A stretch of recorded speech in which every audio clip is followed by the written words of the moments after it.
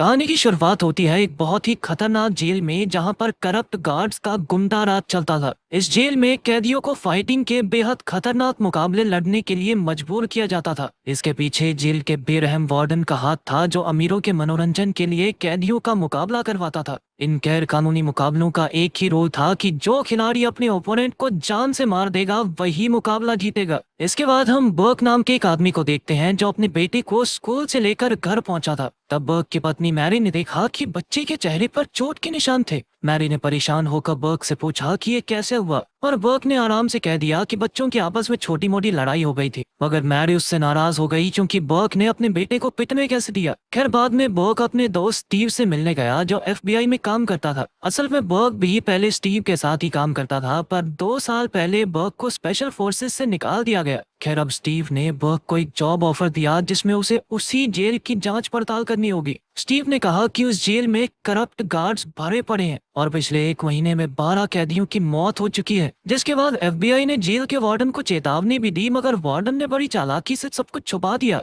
FBI को शक था कि मौतों के पीछे वार्डन का ही हाथ है, क्योंकि वो सभी कैदियों को अपनी उंगलियों पर नचाने की ताकत रखता है। अब स्टीव ने बर्क से कहा कि उसे अंडरकवर होकर एक कैदी बनकर जेल में जाना होगा और इस पूरे मामले की सच्चाई को बाहर लाना होगा। अगर बर्क इस मिशन में कामयाब रहा तो उसे FBI में प्रमोशन मिल जाएगी, बोनस मिलेगा और इसी के साथ उसके बच्चे के कॉलेज की पढ़ाई के लिए स्कॉलरशिप भी। अब स्टीव ने जल्दी से बर्क को अपना फैसला करने को कहा। इसके बाद बर्क ने इसके बारे में काफी सोचा और अगले दिन स्टीव को फोन करके कहा कि वो इस मिशन पर जाने के लिए तैयार है। मिशन शुरू करने से पहले उसने अपने परिवार को अलविदा कहा और बहाना बनाया कि वो अगले कुछ हफ्तों तक काम के सिलसिले में बाहर रहेगा। इसके बाद वो स्टीव को पुलिस स्टेशन के पास मिला तो स्टीव ने उसे सारा प्लान समझाया। स्टीव ने उसे कहा कि कोई हंगामा करके पुलिस की नजरों में आओ। फिर बर्क बिना समय गवाए एक पुलिस कार चोरी करके भाग निकला। जल्द ही पुलिस की कई सारी गाड़ियां उसके पीछे लग गईं। आखिरकार वो पकड़ा गया और उसने अपने मिशन का पहला पड़ाव पूरा कर लिया। फिर कोर्ट में बर्क को गाड़ी चुराने और पुलिस ऑफिसर पर हमला करने के जुर्म में दोषी पाया गया,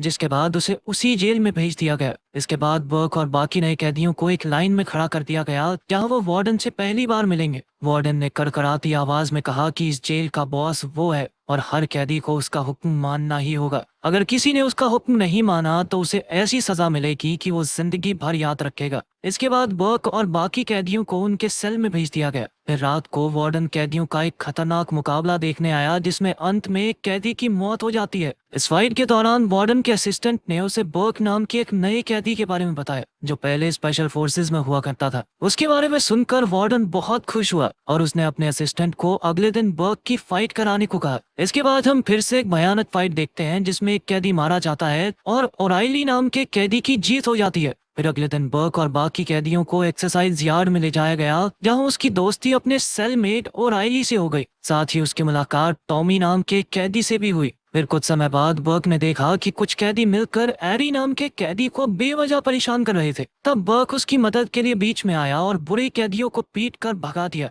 उसकी ताकत देखकर बाकी सब भी भौचक्के रह गए। फिर दोपहर को अचानक वार्डन के असिस्टेंट ने बर्क को रोक लिया और वही 2 कैदी उसके सामने आए जिन्होंने एरी को परेशान किया था। यह साफ था कि वार्डन के असिस्टेंट ने जानबूझकर उन्हें आमने सामने किया क्योंकि वो बर्क की ताकत का नमूना देखना चाहता था। लेकिन इस बार बर्क ने बड़ी आसानी से उन 2 कैदियों की हड्डी पसली एक कर दी। इसके बाद बर्क को वार्डन के ऑफिस में ले जाया गया जहां वार्डन ने उससे कहा कि वो बर्क को अपना सबसे बेहतरीन फाइटर बनाना चाहता है। उसने कहा कि इसके लिए बर्क को वार्डन का हर हुक्म मानना होगा वरना उसके साथ भी अच्छा नहीं होगा। फिर अगले दिन बर्क की पत्नी मैरी उससे मिलने के लिए जेल में आई। उसने बर्क से पूछा कि आखिर वो जेल में कैसे आया, लेकिन बर्क अभी उसे सच नहीं बता सकता था। इसीलिए बर्क ने कहा कि उसे चिंता करने की जरूरत नहीं है। साथ ही उसने मैरी से कहा कि आज के बाद मुझसे मिलने आने की जरूरत नहीं है। वहीं दूसरी ओर वार्डन अपने बिजनेस पार्टनर से खुफिया बातचीत कर रहा था। असल में वार्डन की इस आदमी के साथ डील थी क्योंकि इस आदमी के ऑनलाइन स्ट्रीमिंग प्लेटफॉर्म पर ही वार्डन की जेल के गैर कानूनी मुकाबले दिखाए जाते थे और इन्हीं मुकाबलों के जरिए वार्डन लाखों डॉलर्स कमाता था।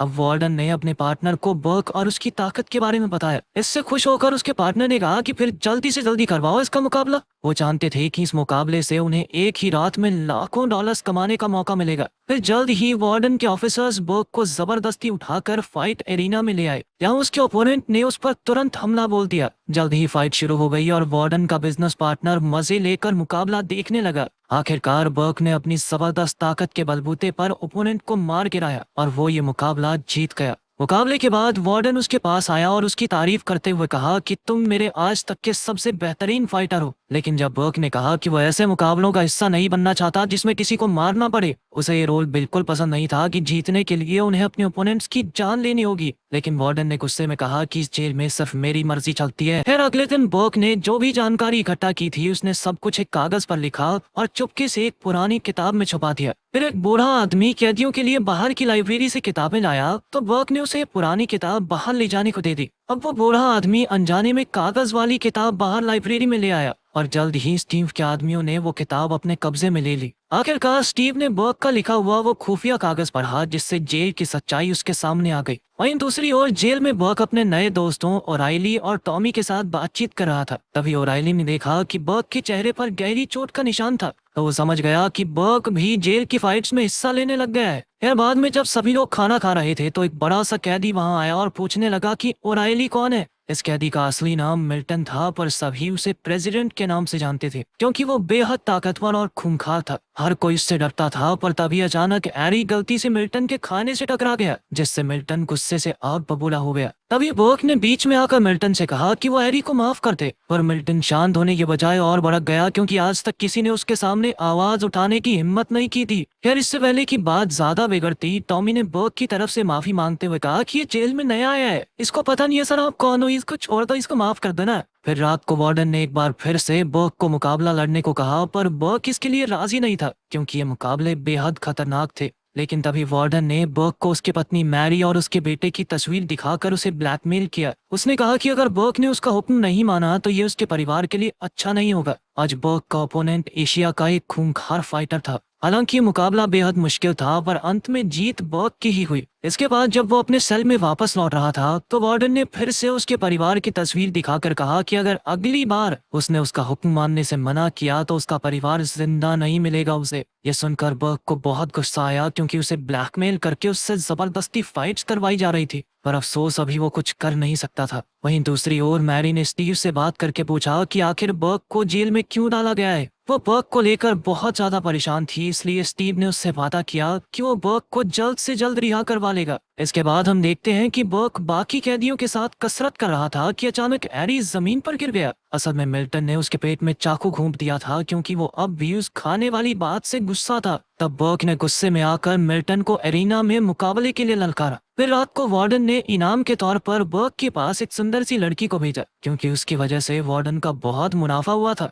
लेकिन बर्क अपनी पत्नी के लिए वफादार था इसलिए उसने उस लड़की को साफ इनकार कर दिया। फिर अगले दिन बर्क ने फिर से खुफिया जानकारी एक कागज पर लिखी और उसे एक किताब में छुपाकर उसी बूढ़े आदमी को लाइब्रेरी में ले जाने को दे दी। मगर ये सब टॉमी ने छुपकर देख लिया। फिर रात को 2 गार्ड्स आए और ओराइली को मुकाबले के लिए उठाकर ले गए। वहाँ उसकी फाइट मिल्टन से होने वाली थी जो बेहद खूंखार था। जल्द ही मिल्टन ओराइली पर भारी पड़ने लगा और आखिरकार मिल्टन ने उसे बड़ी बेरहमी से मार डाला। अगली सुबह जब बर्क उठा तो उसने देखा कि ओराइली कहीं दिखाई नहीं दे रहा था। जब बर्क ने दूसरे कैदी से पूछा तो पता चला कि रात की फाइट में ओराइली की मौत हो गई। ये सुनकर बर्क को बहुत गहरा सदमा लगा। फिर बाद में 2 गार्ड्स बर्क को पकड़कर उसके सेल में ले गए जहां वार्डन उसका इंतजार कर रहा था। असल में किताब में छुपा हुआ खुफिया कागज उसके हाथ लग गया था। उसने बर्क से पूछा कि वो किसके लिए काम कर रहा है लेकिन बर्क ने अपना मुंह नहीं खोला। इसके बाद गार्ड्स उसे एक सुनसान कमरे में पूछताछ के लिए ले गए। वहाँ गार्ड्स ने उस बूढ़े आदमी को गोली मार दी जो अनजाने में इस कागज को जेल से बाहर ले जाने वाला था। इसके बाद हम देखते हैं कि वार्डन और उसके असिस्टेंट बर्क पर बड़ी बेरहमी से अत्याचार कर रहे थे।